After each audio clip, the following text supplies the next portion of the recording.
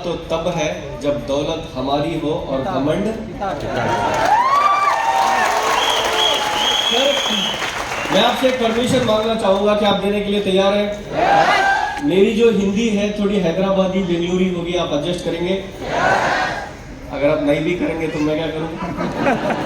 मैं तो वैसे ही बात करूंगा, बट मैं ट्राई करूंगा नॉर्थ इंडियन हिंदी बात करने की, ठीक है?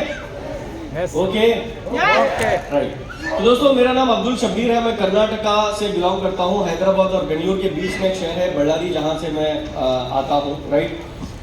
एट द एज ऑफ 14 मैं एक सपना देखा था, बहुत पुअर फैमिली बैकग्राउंड से था। एक सपना देखा था कि ये जिंदगी जो है ऐसे मैं काट नहीं सकता। तो 14 एज में 8th स्टैंडर्ड में मैं जब था तो एक सपना देखा था कि 25-26 साल की उम्र में मुझे करोड़पति बनना है। किसका घर डुबोऊंगा, किसको निपटाऊंगा, आई डोंट नो, मुझे करोड़पति बनना है। तो उसको माइंड में रख के मैंने अपना 10th कंप्लीट किया, इंटर कंप्लीट किया, और डिग्री में जब मैं गया BBM bachelor of business management, जब मैं फर्स्ट सेम में गया तो मेरे दिमाग में एक चीज आ गई कि अगर मैं आज से काम करने लगूंगा, as a part time job करने लगूंगा, तो फिर मैं करोड़पति बन सकता हूं 25-26 साल के अंदर। दिमाग में सिर्फ एक चीज थी, पैसे बनाओ, करोड़पति बनो। तो दोस्तों, मैंने जितने लेक्चरर्स थे मेरे कॉलेज के अंदर, सबको मैंने पूछा कि सर जॉब करूं या बिजनेस करूं, जॉब करूं या बिजनेस करूं। सबने मुझे एक ही जवाब दिया, ना तो जॉब कर ना बिजनेस कर, पहले डिग्री कंप्लीट कर। और मैं अपने क्लासमेट से पूछा कि भाई जॉब बेहतर है या बिजनेस बेहतर है, क्योंकि हम फैमिली बैकग्राउंड हमारा बिजनेस का था, बट कोई करोड़पति बन नहीं रहा था। किराना शॉप, जनरल स्टोर्स थे हमारे, कोई करोड़पति बन नहीं रहा था, राइट। जो हर रोज के काम हो रहे थे वही हो रहे थे, मतलब खाना पीना सोना, ठीक है, साल में 2 बार कपड़े खरीदना, इससे ज्यादा कुछ नहीं हो रहा था। तो मैंने एक चीज सोची थी कि ये बिजनेस में कोई करोड़पति, जॉब में करोड़पति बनते हैं लोग। क्यों? क्योंकि वो लोग iron shirt, iron pant, in shirt करके, सूट वीट डाल के, ठीक है, एसी के नीचे, लैपटॉप के आगे, कांच की कैबिन के अंदर बैठते हैं, शायद ये लोग करोड़पति होंगे, मैं सोचा था। अब बाद में पता चला कि इनकी चड्डी भी फटी होती है। तो मैंने मेरे दोस्तों से पूछा कि भाई जॉब करूं या बिजनेस करूं, कौन सा बेहतर है? उन्होंने बोला पहले डिग्री कंप्लीट कर ले। अब मैं गया हमारे एडमिनिस्ट्रेटर प्रिंसिपल के पास, बोला मैम एक सजेशन आप दे दो, मैं कॉलेज छोड़ के जाऊंगा नहीं, बिजनेस करूं या जॉब करूं। उन्होंने बोला पहले जाके क्लास में बैठ। राइट, सबसे पूछता था, सर पागल हो गया था, सबसे पूछता था कि जॉब करूं या बिजनेस करूं, जॉब करूं या बिजनेस करूं, कोई मुझे सजेशन नहीं देता था। और जब मैं 3rd सेम में था BBM के, उस टाइम पे हमारे कॉलेज के अंदर एक लेक्चरर आए जिनका नाम था मुस्तफा। मैंने उनसे पूछा, अब मैं अगर डायरेक्ट सवाल करूंगा तो सेम आंसर मिलने वाला है मुझे। मैंने एक दिमाग मेरा इस्तेमाल करा, मैंने ऐसे नहीं गया, ऐसे आया। मैंने पूछा सर आप हमारी कॉलेज में आने से पहले क्या करते थे? उन्होंने बोला मैं मुंबई की एक गोदरेज इंफोटेक कंपनी के अंदर जॉब करता था। मैंने बोला सर आपको सैलरी कितनी थी वहां पे? उन्होंने बोला मेरा सालाना 6,82,000 की सैलरी थी, पैकेज। तो मैंने उनसे बोला सर इतना पैसा छोड़ के आप इस कॉलेज में क्यों आ गए 10,000 रुपए के लिए? तो उन्होंने मुझे उस वक्त, उस 15-20 मिनट में जो उन्होंने मुझे समझाई, वो मेरी जिंदगी का चेंज होने का टाइम था। तो दोस्तों, उन्होंने बोली शब्बीर, ना मुझे उनके 6 लाख रुपए चाहिए, ना उनका टॉर्चर चाहिए, मुझे अपने बीवी बच्चों के साथ रहना है, 10,000 मैं कमा लूं। तो मैंने उनको पूछा सर आप मुझे अब बताओ जॉब करूं या बिजनेस करूं? तो वो 15 दिन तक मुझे इग्नोर किए। 16th या 17th डे मेरा टॉर्चर ना सह के, मेरा हाथ पकड़ के क्लासरूम में लेके जाके, जहां कोई नहीं था, नॉक करके, मतलब डोर को लॉक करके, उन्होंने मुझे एक चीज समझाई, जिंदगी में कुछ भी कर ले, जॉब मत कर। गाइस, मैं जॉब के खिलाफ नहीं हूं, जो मेरे उस्ताद ने बताया मैं आपको बता रहा हूं बस। मुझे जाने के लिए रास्ता दे दो, मैं जाना है, मुझे एक ही बीवी है, मैं वापस जाने आया। फिर अब कोई जॉब होल्डर्स मुझे पकड़ ना ले। मेरे उस्ताद ने जो मुझे बताया मैं बता रहा हूं। मैंने उनसे पूछा कि सर जॉब क्यों नहीं करूं, जॉब क्यों नहीं करना है? उन्होंने बोला तुझे पता है JOB का फुल फॉर्म? मैंने बोला ज्वाइन अदर बिजनेस। उन्होंने बोला नो। मैंने बोला जस्ट ओबे बॉस, जो बॉस कहता है वो सुन लो। उन्होंने बोला नो। मैंने बोला फिर आप ही बोलो। कहते हैं जूस ऑफ बॉडी, बॉडी की जूस निकालने को कहते हैं जॉब। ठीक है, मैंने पूछा ऐसे कैसे सर, तो उन्होंने एग्जाम्पल देकर समझाया जो मैं आपको समझा रहा हूँ। तैयार है सुनने के लिए? उन्होंने बोला शब्बीर, जब स्टूडेंट होता है तो गन्ने की तरह होता है, कड़क। गन्ना कभी किसी का झुकेगा नहीं, वो कड़क रहता है ना, कड़क। स्टूडेंट रहता है, क्यों? क्योंकि जॉब में अम्मा अप्पा का पैसा, पीछे किसी की बेटी, स्टूडेंट के। पटना का कोई पार्क में कोई झाड़ के नीचे इसके कांड, ये झुकेगा नहीं। ऐसा और नो, ये झुकेगा नहीं। तो जैसे ही इसका डिग्री खत्म होगा, ये अपना रेज्यूम पकड़ के किसी गेट के सामने जाके इंटरव्यू देने के लिए लाइन में खड़े होता है। यस और नो? यस। तो उस टाइम पे उस गन्ने को गन्ने की जूस निकालने वाली मशीन में रखे जैसा होता। अब पहले गन्ने की जूस निकालने वाला क्या करेगा? सीधा रख के निकालेगा जूस, नो। फिर फोल्ड करके रखेगा। अगर कस्टमर टेस्ट मांगा तो बीच में नींबू भी रख के जूस निकालेगा। ऐसा और नो? फिर फोल्ड कर करके जूस निकालेगा। अगर कस्टमर टेस्ट और मांगा तो वो अदरक भी रख के जूस निकालेगा, घुमा के जूस निकालेगा। सारा जूस निकलने के बाद क्या करेगा? जा भाई दूसरी कंपनी देख ले। यही हाल होता है स्टूडेंट का। मेरे उस्ताद ने मुझे समझाया। मैंने बोला सर जिंदगी में कुछ भी कर लूंगा, गन्ना नहीं बनूंगा। गन्ना नहीं बनना था सर मुझे। तो गाइस, मैं सोचा अगर बिजनेस करना है तो पैसे चाहिए। पैसे मेरे पास नहीं है, तो मैंने सोचा डिग्री करते करते मैं जॉब कर लूंगा, 10-15 हजार आएंगे, सेव कर लूंगा, और सेव किए गए पैसे लेके बेंगलोर जाऊंगा, एमबीए करूंगा। एमबीए करके हैदराबाद और बेंगलोर शिफ्ट हो जाऊंगा। 25,000 मिल गए ना, तिन्नामा पड़कोनामा तेलरिंगा। ये तेलुगु का डायलॉग है। क्या? खाओ पियो सो जाओ, 25,000 में लाइफ सेटल्ड, राइट? ऐसे मैं सोचा था। बट दोस्तों, किस्मत कुछ और थी। किस्मत में कुछ और लिखा था। मैंने कुछ किताबें पढ़ी, कुछ जो रिजल्ट्स हैं वो मुझे मालूम पड़ा, तो मैं आपको अभी बताऊंगा। कर्नाटका के अंदर, कर्नाटका जानते हैं आप?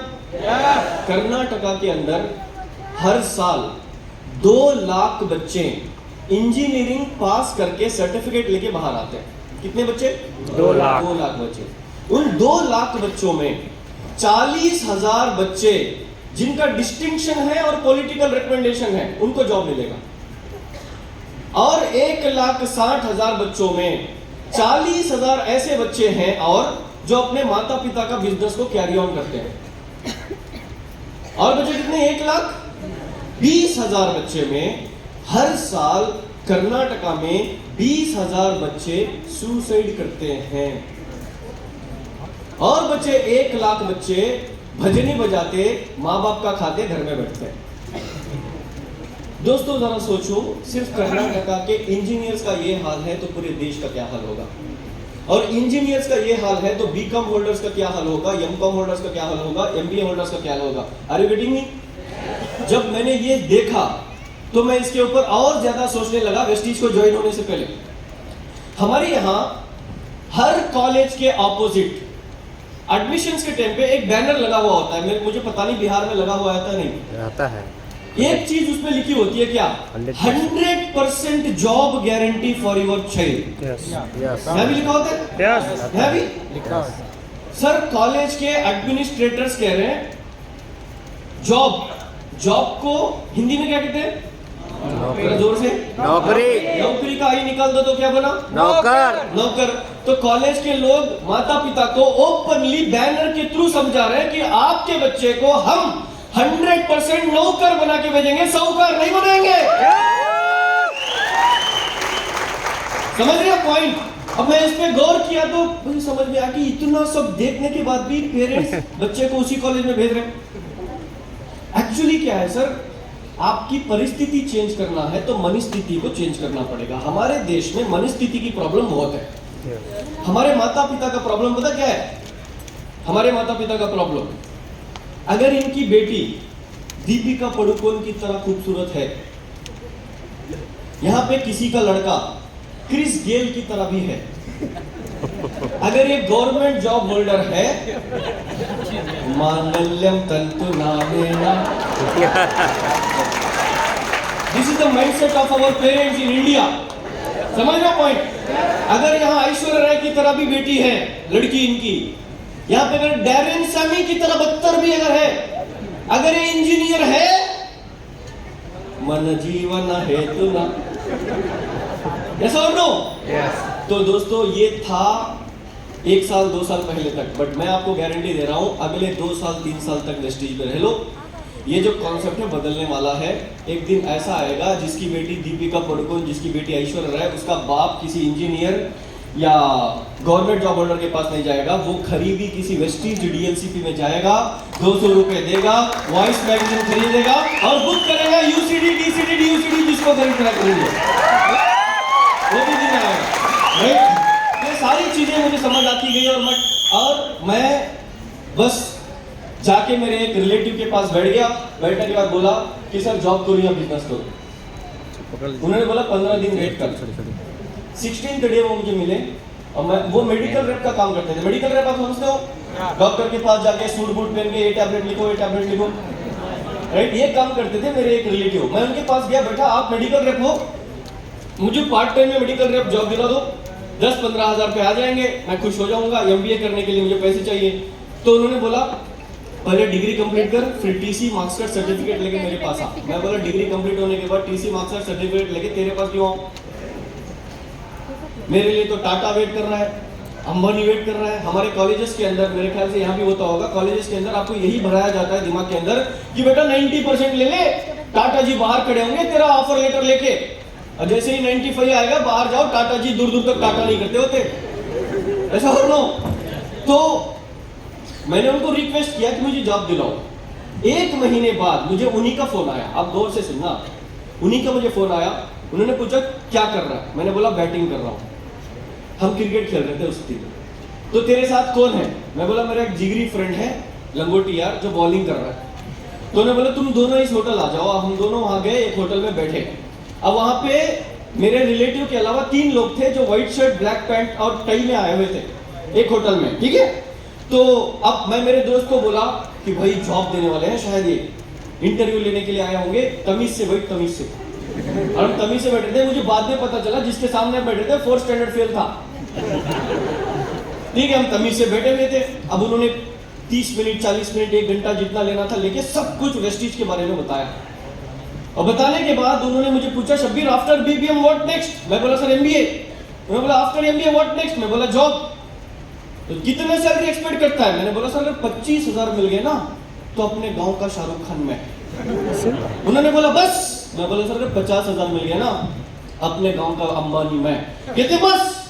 मैं बोला सर 75,000 मिल गए ना तो अपने गांव का अकबर बादशाह में। कहते बस? मैं बोला तू कितना देगा पहले ये बता। मैं बोला सर आपकी कितनी इनकम है?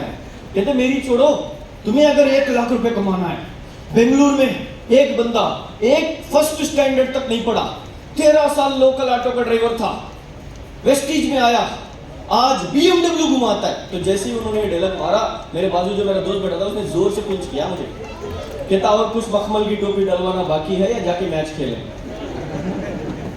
राइट? अब हम वहां से उठ के चले गए। मैंने बोला अम्मी को पूछ के बोलूंगा, आपको भी मार्केट में ऐसे बहुत मिलेंगे। जैसे और लोग कहते हैं मम्मा को पूछ के बोलेंगे, पापा को पूछ के बोलेंगे, वाइफ को पूछ के बोलेंगे, हस्बैंड को पूछ के बोलेंगे, मिल जाएंगे ऐसे? मिल रहे हैं आपको भी? तो मैं भी उनमें से एक था। सर आपको तो लोग कहेंगे मम्मा को पूछ के बोलूंगा, बीवी को पूछ के बोलूंगा। मुझे एक बंदा ऐसा मिला हैदराबाद में, 2 घंटे तक सारे सवाल करा, मैं जवाब दिया, 1 घंटा उसको प्लान दिखाया। 3 घंटे मेरे यूज करने के बाद उसने पता क्या कहा? कहता सास को पूछ के बोलूंगा। भाई 3 साल हो गए अभी तक नहीं आया वो, शायद सास ने मना किया होगा। मार्केट में आपको ऐसे ऐसे लोग मिल जाएंगे सर, यस और नो? चाहे जैसे भी लोग मिले, आपको स्क्रीज पे खड़ा रहना पड़ेगा, आपको गिव अप नहीं देना पड़ेगा। तो मैं स्क्रीज पे खड़ा था, राइट? तो 15 दिन बाद या 1 महीने बाद मुझे फिर मेरे फ्रेंड का कॉल आया। उन्होंने पूछा क्या डिसाइड किया, फॉलो अप कॉल। मैंने पूछा किसके बारे में? कहते वेस्टीज के बारे में। क्या है वो वेस्टीज? मैंने 3 महीने वेस्टीज को इग्नोर किया। 4th मंथ एक बेकरी के पास चाय पीते बैठा था तो मुझे अटैक किया गया मेरे अपलाइन के द्वारा। और जैसे ही वो अटैक हुआ, और जब आधार कार्ड नहीं था, पैन कार्ड नहीं था, कुछ नहीं, दाल अब्दुल्ला गुड़ थैली में जो मिलेगा ज्वाइन करा लो, ठीक है, मुझे भी ज्वाइन किया गया। 610 रुपये मेरे पॉकेट में थे सर, 610 रुपये मैं दिया और थैंक्स टू माय अपलाइन उन्होंने 390 रुपये अपने जॉब के डाल के 30 पीवी का मुझे ज्वाइनिंग करवाया। मेरे अपलाइन के लिए एक बार जोरदार था जाऊँगा। अगर वो उस दिन मुझे ज्वाइन नहीं करवाते तो शायद आज शब्बीर पटना में नहीं होता। तो दोस्तों 8 दिन बाद मुझे प्रोडक्ट आए, 8 दिन बाद, पैसे देने के 8 दिन बाद प्रोडक्ट आए। 9वें दिन पीवी ऐड हुई, जब पीवी नहीं थी बीवी, घर की नहीं वेस्टीज की। उस टाइम हालात ऐसे थे सर, जब हम वेस्टीज में ज्वाइन हुए थे, यहाँ पे बड़े बड़े दिग्गज लोग बैठे हैं, एम्बेसडर्स वगैरह, ये जब हम ये लोग ज्वाइन हुए थे, हम तो इनके बाद ज्वाइन हुए। जब क्या था मालूम इंडिया में 2G, क्या जी 2G। वेस्टीज का ऐप नहीं था, वेस्टीज का वेबसाइट था। www.mywestige.com टाइप करके एंटर मार के पानी नहा के आने के बाद पेज ओपन होता था। प्रोफाइल में आईडी और पासवर्ड डाल के ब्रेकफास्ट करके आने के बाद पेज ओपन होता था प्रोफाइल। और हम रहते थे साउथ इंडिया, प्रोडक्ट आता था दिल्ली से, हिमाचल से, हरियाणा से, साहब 37 प्रोडक्ट्स थे। मैं आपको ये इसलिए बता रहा हूं क्योंकि आज आपके पास सब कुछ है फिर भी आप बहाने बनाते हो। उस वक्त हमारी हालत क्या थी मैं आपको बता रहा हूं। हेयर ऑयल पता है, अशूर हेयर ऑयल, हेयर ऑयल जब साउथ तक पहुंचता था, ठीक है, चेन्नई, बेंगलुरु, हैदराबाद जहां भी आ रहा था, वहां से हमारे यहां आए तक 25% hair oil leakage, 25% hair oil courier वाला पी जाता था। ठीक है, उसके बाद हमारे हाथ में मिलता था, उसको प्लास्टर लगा के कस्टमर के पास जाते थे, कस्टमर बोलता था पी के आया है क्या 25%। हम उसको कन्विंस करते थे कि सर कोरियर का प्रॉब्लम है, समझ लो। ऐसे टाइम पे हमने नेटवर्क बनाया। मेरे ख्याल से कुमार कुलविजय सर को अभी भी याद होगा, जब इनविगो प्रोटीन पाउडर का डब्बा आता था, प्रोटीन पाउडर का डब्बा आता था, चिपका हुआ आता था। आज अगर चिपका हुआ है ना तो आप अपलाइन को चिपका दोगे? यस और नो? सर उस टाइम पे हमने नेटवर्क बनाया, इसीलिए आज यहां खड़े हैं। आप अगर सोचोगे आज ज्वाइन होके कल या परसों आपको 1 लाख रुपए आ जाए, मैं आपको गारंटी के साथ कह सकता हूं कंपनी का मैनेजमेंट आपके ससुर नहीं है जो 1 लाख रुपए आपको परसों दे दे, राइट? तो हमने वेस्टीज को समझा, 1 महीने बाद वेस्टीज को ज्वाइन किया, ज्वाइन करके 8 दिन बाद प्रोडक्ट आया। प्रोडक्ट आने के बाद जब मैं चुप चुप के घर में इस्तेमाल कर रहा था तो मेरे फादर ने मुझे डांटा, अगर ये साबुन तेल पेस्ट बेचना है तो तू घर में रहने की जरूरत नहीं है, घर से निकल जा। आज वो घर में है, मैं बाहर ही हूँ, महीने के 20 दिन 25 दिन बाहर हूँ, वो घर में आराम से एसी में सो रहे हैं। मैंने उनको कुछ नहीं बोला, कुछ नहीं बोला। क्यों? क्योंकि उनको उस सीरियल के बारे में पता था जो वो टीवी में देखते थे। मुझे उस सीरियल के बारे में पता था जो आज ऑडिटोरियम में चल रहा है। हम सबसे बड़ी गलती पता करते क्या है? 10th क्लास पास कैसे होना है जाकर फेल हुए वाले को पूछते हैं। जो 10th फेल हो चुका है उसको हम पूछते हैं कि 10th पास कैसे होना है। वो बिठा के चाय पिला के बोलता है कि कैसे फेल होना है, और हम फेल हो जाते हैं। और नो, अब मेरे फादर तो वेस्टीज में पास नहीं थे, ठीक है, उनको मैं क्यों पूछूंगा, राइट? उनको जब पता चलेगा, जब मैं कार लेके आऊंगा तब वो खुश होंगे। तो मैंने उनका आशीर्वाद लेके काम स्टार्ट करा। मैं सीधा गया मेरे अपलाइन के बाद, बोला सर मैं काम कैसे करूं? कहते तेरे फ्रेंड्स हैं? मैं बोला हाँ। कहते कलीग्स है? बोला हाँ। नेबर्स है? बोला हाँ। रिलेटिव्स है? बोला हाँ। तो तू फिर सक्सेस है? बोला हाँ। सर ये तो पहले भी थे। कहते तू इतने सालों तक इनको वेस्टीज के बारे में नहीं बताया, अब बताएगा तो सक्सेस होगा। मैं सीधा गया सर मेरे क्लासमेट्स में, मेरे क्लास में सिर्फ 4 लोग थे जिनमें मैं भी एक। थोड़ी कॉस्टली कॉलेज थी इसलिए स्ट्रेंथ बहुत कम था हमारे क्लास का। अब मैं गया, सबसे पहले एक लड़की को बोला, मैंने सोचा लड़की जल्दी मान जाएगी, मुझे बाद में पता चला सबसे पहले रिजेक्ट भी लड़की करेगी। मैं जाके सीधा बोला कि यार जिंदगी के 2 साल रोज के 2 घंटे प्लीज वेस्टीज को दे दे। कहती शब्बीर हमारे अब्बू मारते। मैं दूसरी लड़की के पास गया, बोला यार जिंदगी के 2 साल रोज के 2 घंटे प्लीज। पता कहती क्या करती शब्बीर, आपको मालूम नहीं 15 दिन पहले मेरा एंगेजमेंट हो गया, मेरे मियां मारते। अब मेरा एक दोस्त था जिसका नाम था अयूब। क्या था? अयूब। मैं उसके पास गया, बोला भाई जिंदगी के 2 साल रोज के 2 घंटे प्लीज। बता उसने क्या बोला? शब्बीर को किसी ने साबुन तेल बेचने वाला नींबू करा दिया, ब्लैक मैजिक करा दिया। आज भी आज भी तुंगाभद्रा, आपको पता होगा नदी तुंगाभद्रा, एक डैम है तुंगाभद्रा, वहां पे रहता है वो, पानी में नहीं घर में, ठीक है। जब भी मैं जाता हूँ वहां पे फील्ड वर्क करने या मीटिंग के लिए तो कहीं ना कहीं मिलता है वो, वही खटारी स्कूटी में आता है और मैं जाता हूँ 63 लाख की मर्सिडीज बेंज में, कहीं मिलता है सर, बहुत पुराना दोस्त है, कहीं मिलता है, कहता चल चाय पीते हैं। जब हम चाय पीने बैठते हैं तो एक चीज कहता है, शबीर तेरी किस्मत बहुत अच्छी थी, तू करोड़पति बन गया। मैं इसको हमेशा रिप्लाई करता हूँ, मेरी किस्मत बहुत खराब थी, तेरे नींबू ने काम किया। जब आपके पास कुछ नहीं होता, लोग नींबू, तावीज, पलीता, नारियल, हाँ ठीक है, ब्लैक मैजिक, ग्रीन मैजिक, पता नहीं क्या क्या कहते हैं, जब आप कामयाब हो जाते हो लोग किस्मत पे डाल देते हैं। आपको करना एक ही काम है, उस टाइम पे भी इग्नोर, इस टाइम पे भी इग्नोर, सिर्फ focus on what you want, आपको जो चाहिए उस पर फोकस करना, राइट। मैंने फोकस करता गया, 4th मंथ मेरा चेक बना 403 रुपए का। जब 403 रुपए आए, मैं जाके मेरे सीनियर्स को, मतलब मेरे क्लासमेट्स को दिखाया, सब हंसने लगे।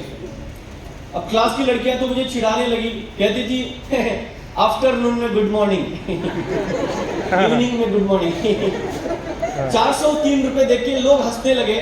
सर कोई मान नहीं रहा था, ना पेरेंट्स मान रहे थे, ना खानदान का कोई बंदा मान रहा था, ना कॉलीग, ना नहीं, बस मैं सीधा गया। 8% के बाद 11 नहीं बन रहा था, उस टाइम पे 11% एक लेवल था, जो आप 12% है। तो मैं सीधा गया मेरे अपने के पास, बोला सर लोग नहीं आ रहे, और मेरी एज उस टाइम पे 19 साल की थी, 19 ईयर्स ओल्ड।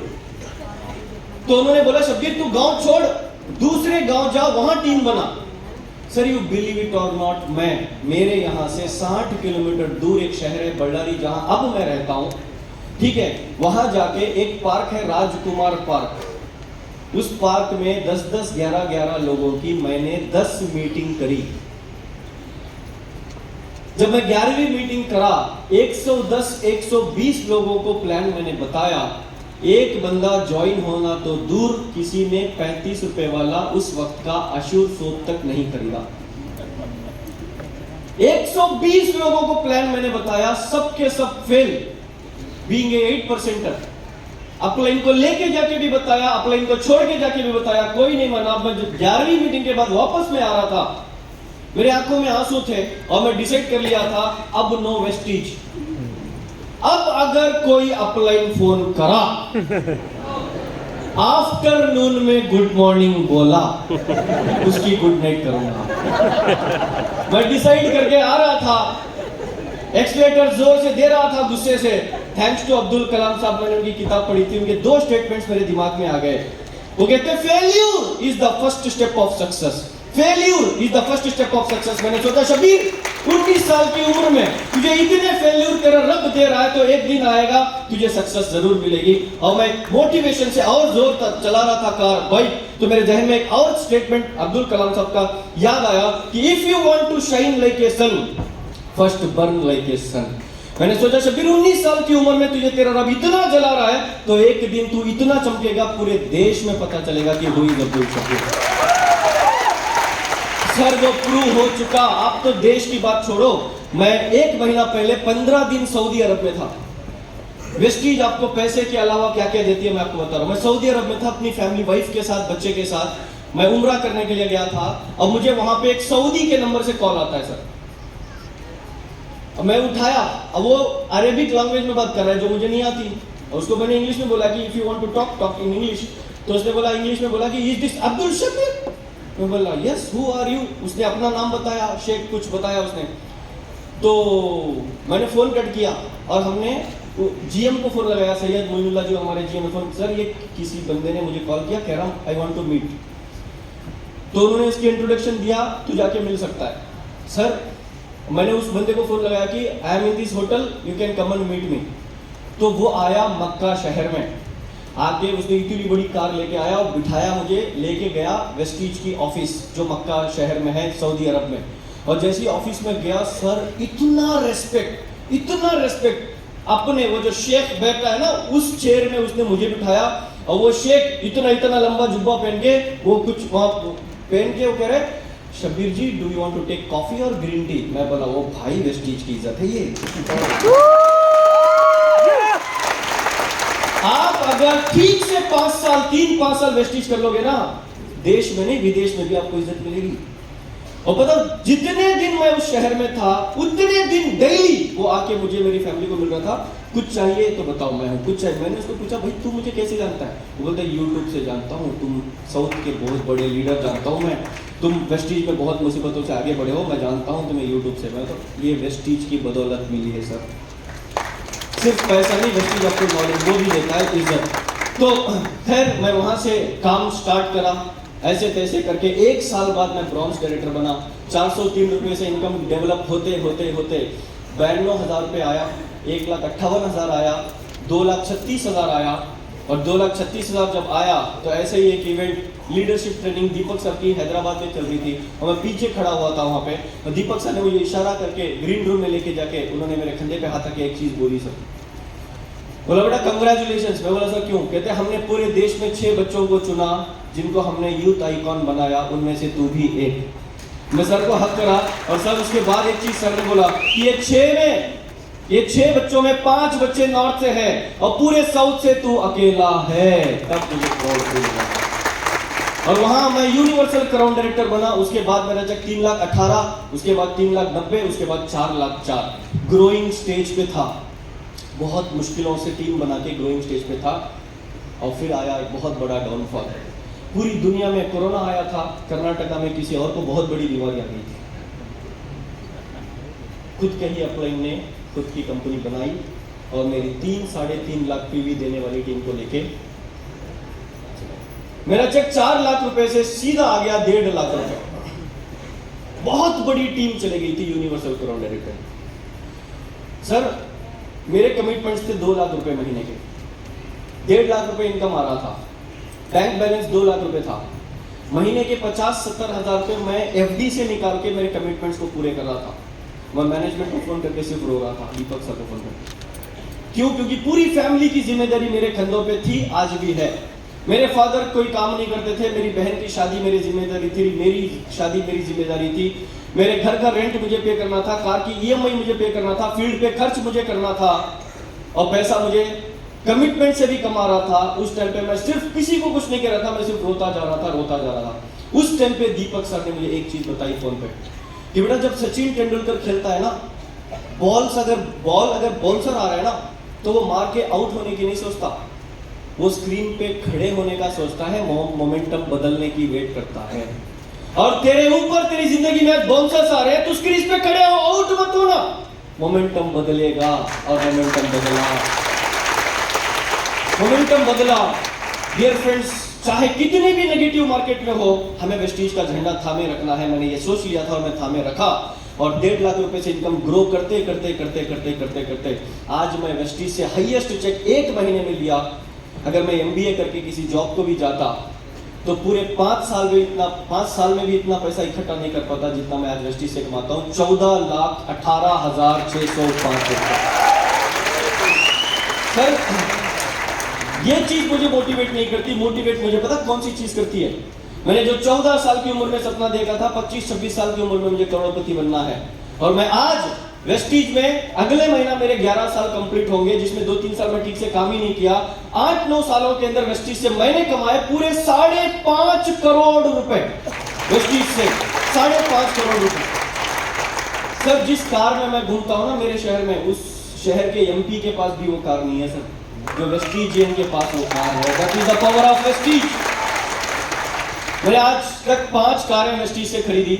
एक निसान माइक्रा 6.5 लाख की, दूसरा होंडा WRV 12.5 लाख की, तीसरी मर्सिडीज बेंज 63 लाख रुपए की सी क्लास, चौथी मैंने खरीदी किया सेल्टॉस, और 5वीं रिसेंटली 1 महीना पहले मैंने खरीदी 31 लाख रुपए की Tata Harrier. 5 car. This is not the big deal. Big deal पता क्या है? आज हमारी टीम में 70 बच्चे ऐसे हैं जो महीने का 1 लाख रुपए कमाते हैं सर वेस्टीज के जरिए। 119 लोग ऐसे हैं जो आज अपने जॉब में अगर 20 रुपए हैं तो अपने आप को सलमान खान समझते थे। ऐसे गरीब किसान के बच्चे आज वेस्टीज में आके महीने का कमाते हैं 2 लाख, 3 लाख, 5 लाख, और 119 बच्चे आज 20-20 लाख रुपए की कार घुमाते हैं sir. That's the power of Vestige. और वेस्टीज से मैंने 9 फॉरेन ट्रिप कंप्लीट करें, अभी 10वां फॉरेन ट्रिप स्विट्जरलैंड जा रहा हूं। तो दोस्तों ये सारी चीजों को करने के लिए आपको बनाना पड़ेगा, एक राजा बनना है आपको, ऐसा और नो? यस। बनना है क्या राजा? एक अच्छा राजा, एक अच्छा बड़ा राजा बनना है तो उस राजा को क्या चाहिए? क्या? प्रजा चाहिए, प्रजा, साम्राज्य चाहिए। yes और नो? अगर वेस्टीज में DUCD VMCM बनना है तो आपको क्या चाहिए? जरा जोर से बोलो ना यारो, क्या चाहिए? टीम चाहिए, टीम। अब वो टीम को बनाने का मैं आपको एक तरीका बताऊंगा, क्या आप सुनने के लिए तैयार हैं? किस किस को बनाना है लाखों की टीम? ऐसे ऐसे नहीं, जोर से किस किस को बनाना है लाखों की टीम? करोड़ों की टीम? मैं आपको एक सीक्रेट बताऊंगा टीम बनाने का, एक स्टोरी के जरिए। अगर आप समझ जाओगे तो करोड़ों की टीम बना पाओगे, अगर नहीं समझे तो खुद भी नहीं रह पाओगे। ठीक है? मजा नहीं आ रहा पटना में सब। सुनेंगे? ये जो कहानी है जो मैं सुना रहा हूं आपको, इसमें कम मैं बात करूंगा, ज्यादा आप बात करेंगे। ओके? आप बात करेंगे तो मैं बोलूंगा, वरना बीच में कट करके चला जाऊंगा। ठीक है? हाँ, ओके? जो लोग मुंह में गुटखा डाले हैं थोड़ा थूक के बोलो ना। बोलूं? देखिए सर, अगर टीम बनाना है तो ये कहानी से आप बहुत प्रेरित हो सकते हैं। वेरी इंपॉर्टेंट स्टोरी जिसको सुन के मैं प्रेरित हुआ था जब मैं 11% था। एक दिन क्या हुआ, मैं चिकन मार्केट को गया। कहाँ गया? चिकन मार्केट हो गया। आधा किलो चिकन लिया। गौर से सुनना, क्या लिया? चिकन।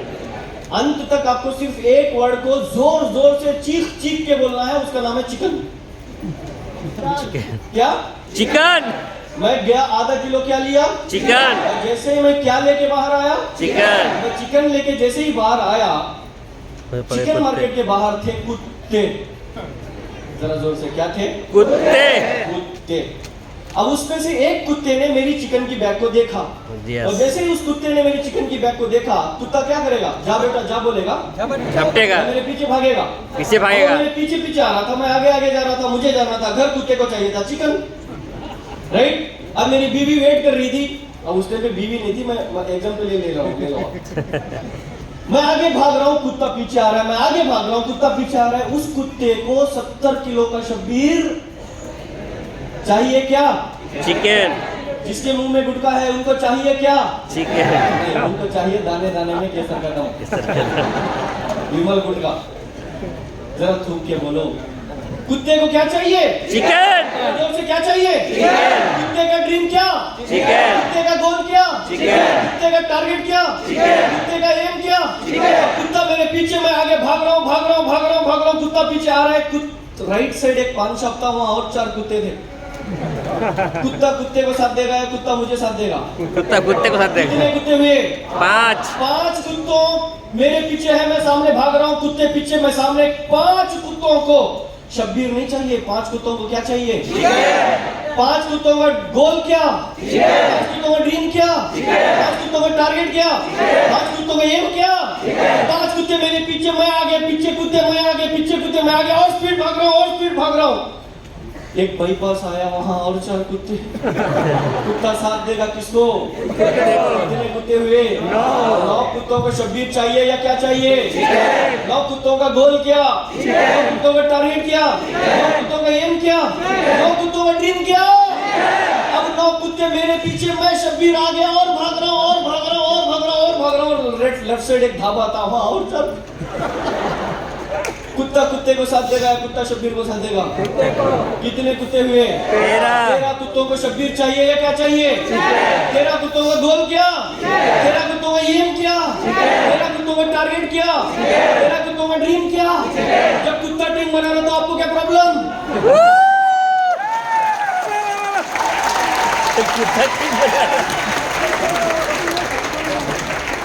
कुत्ते ने भागते भागते 12 आधार कार्ड ले लिए।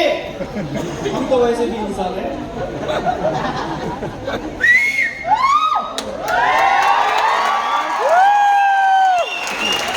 समझ लो पॉइंट। मैं आपको मोरल ऑफ द स्टोरी समझाता हूँ। मोरल ऑफ द स्टोरी क्या? जैसे ही मैं चिकन मार्केट से बाहर आया, कुत्ते ने मेरी बैग को देखा और कुत्ते का सेट हो गया गोल। आपका क्या गोल है? पैसा किसी का गोल नहीं होता, पैसा तो भिखारी का भी गोल है। उसको भी चाहिए पैसा, भगवान के नाम पे। पैसा गोल नहीं है। आपकी बीवी की ज्वेलरी गोल हो सकता है। आपके माँ को 5 स्टार होटल में एक बार खाना खिलाना गोल हो सकता है। आपके माँ बाप को फ्लाइट में बिठा के पूरा पटना ऊपर से दिखाना गोल हो सकता है। पैसा कभी गोल और उस कुत्ते को पैसा नहीं चाहिए था, शब्बीर के जेब में पैसे थे, बट उसको क्या चाहिए था? तो उसने गोल सेट किया, और जैसे ही गोल सेट किया उसने किसी को नहीं बुलाया, दोस्तों को, अपने कुत्तों को जो वहां पे थे, और उसने सिर्फ उसके गोल पे फोकस करता रहा और भागता रहा। उसको गोल चाहिए था, गोल। और जैसे ही उसके गोल के पीछे ये फोकसली भाग रहा था, जज्बात से, जुनून से, उसके जो दोस्त पान शॉप के पास ठहरे थे, वो 4 दोस्तों ने इसको देखा कि इतना जुनून से भाग रहा है, तो चल हम भी इसको ज्वाइन कर लेंगे, कुछ ना कुछ वहां जरूर है। जब 5 लोगों का गोल एक हो गया, DUCD, 5 लोगों का फोकस क्लियर हो गया, तो जो बाईपास के पास 4 दोस्त थे, उन्होंने सोचा कि 5 लोग भाग रहे हैं तो यहाँ कुछ ना कुछ है, चलते हैं।